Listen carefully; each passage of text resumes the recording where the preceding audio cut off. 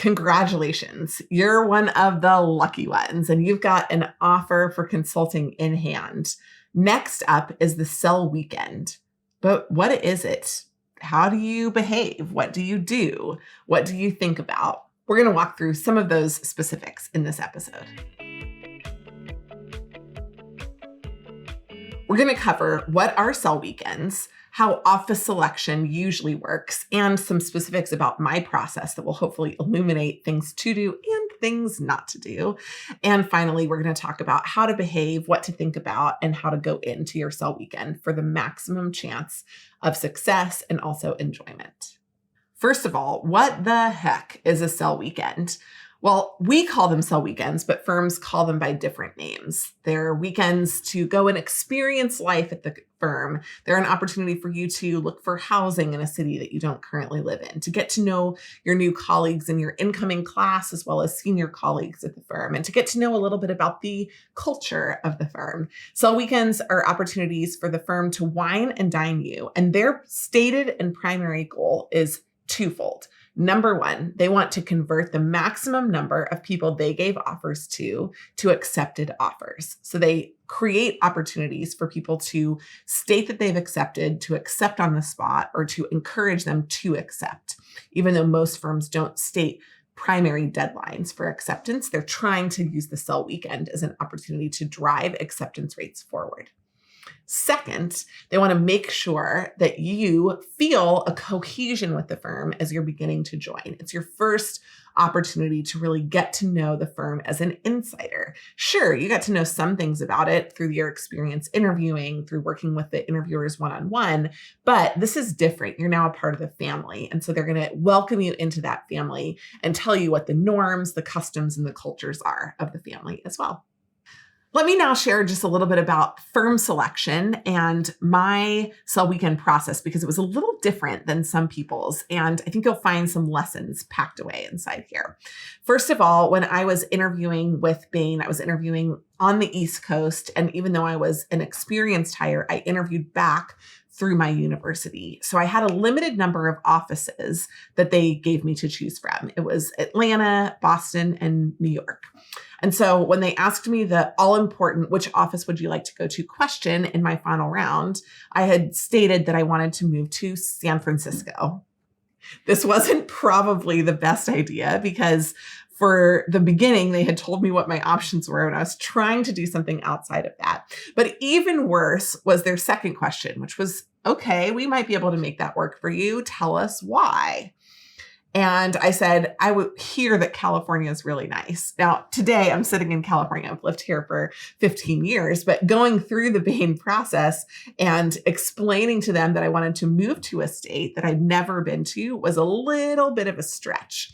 So I began my relationship on firm and office selection on a little bit of a shaky foot. I continued that shakiness by going through not one, but two sell weekends. So I accepted my offer in Atlanta, or I didn't accept it. I received an offer for the Atlanta office.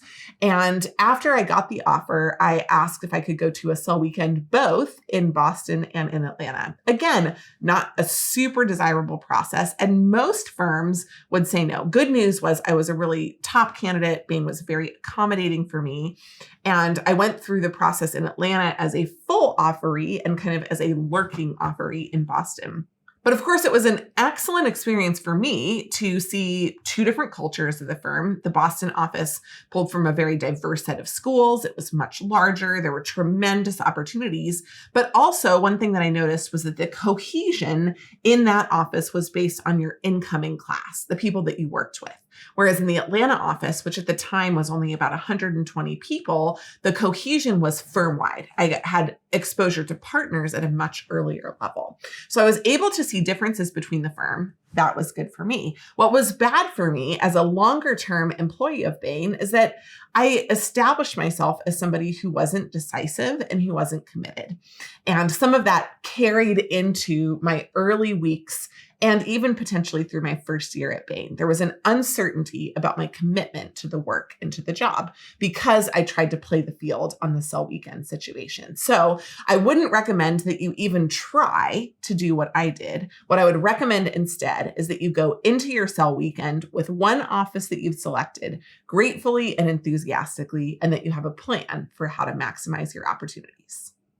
The first mistake that I made when I was thinking about cell weekends is that I had no strategy. My only strategy was figuring out for me, for Jenny Ray, what the right place was for me to fit. And while that's fine, it wasn't the strategy that would optimize my long-term success at Bain. So hear me. If you have an offer already, if you're diving into a cell weekend, and if you're excited about it, that's great, but don't go in without a strategy. Let me give you a couple of key pieces that will help you strategically make the most of your weekend for you, but more importantly, set up a lifetime of success inside the consulting firms. Number one, make sure that you manage your own appearance and behavior. Now, this wasn't a key issue for me, but I watched a number of people go through Cell Weekend, excited to finally be on the company credit card. There was a lot of drinking. There were certainly opportunities to hook up. There were opportunities to even go beyond that and do some more kind of exciting things in the consulting life. That wasn't my scene, but when I watched people do it, I watched the opinion of their peers and the opinion of the superiors inside the firm immediately decrease. One person showed up late to the next day's meetings because they were hungover. 2 people walked out of the same room the next day. That builds a reputation for you that you don't want to have when you're walking into a professional environment. So even though you can, it doesn't mean that you should. So walk in with a strategy for how to dress, for how to work, for how to call it a night, for how to go off into your own room. Just kind of keep it simple, keep it clean, and really focus on the professional aspects of your time together during the cell weekend. Second, go in with some great questions. You want to make sure that you're ready to ask questions about the firm, about the city, about the experience. However, there was one person in our cell weekend who asked downer questions. It was such a drag on their impression and the overall experience. They were asking questions like an investigative journalist, right? What's the worst thing about living in this city? What's one thing that we don't know about today that we should know about that's a downside of working in this office?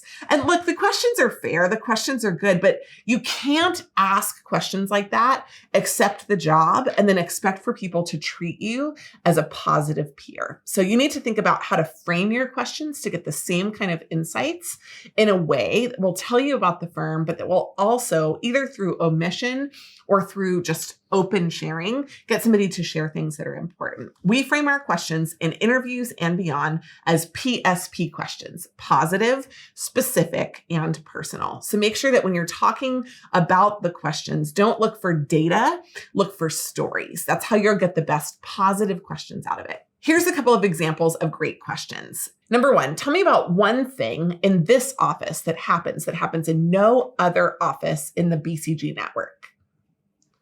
Number two, I'd love to hear about one story when somebody went above and beyond in mentorship. Number three, I'd love to know one thing that you feel like you learned here that you couldn't have learned anywhere else. Positive, specific, and personal to the person that you're asking for. These aren't questions about the general firm. They're questions about the office, about their experience. It's an opportunity for them to tell a story that will really highlight the culture and the vision of the organization so you can make a good decision about joining. The third thing is that you want to do some research. You want to make sure that you're ready to walk in and know who you're going to be talking to and who they are. So if it's possible, get a list ahead of time from recruiting of the people that will be presenting to you, and do some research on some of the folks that are inside the office, either then or on the fly. When they walk into the room, pull up a quick LinkedIn profile. Know who you're talking to so that you can understand a little bit about their background. You don't have to make a great and strong first impression on them. You don't have to walk in and know 5 things about their background. That's not what I'm talking about. In fact, sometimes that can be a little creepy. But just knowing who you're talking to and beginning to build a record and a bank of the people at the firm will help you build stronger connections later. So beginning to do some of that research, keeping track of it, and understanding who the folks are that you're going to be working with can be a big advantage for you later. One thing that I did when I was at Bain that I would recommend everyone do is that I took every partner out to breakfast or lunch in my first year at the firm. It was an awesome opportunity to learn about them. And so if you begin to build a connection point, hey, I saw you at the cell weekend and I really loved this one thing that you said. I personally kind of need to keep record of that because I meet a lot of people and there are a lot of things that I need to think about. So just beginning that record making process as a part of your strategy can be really great.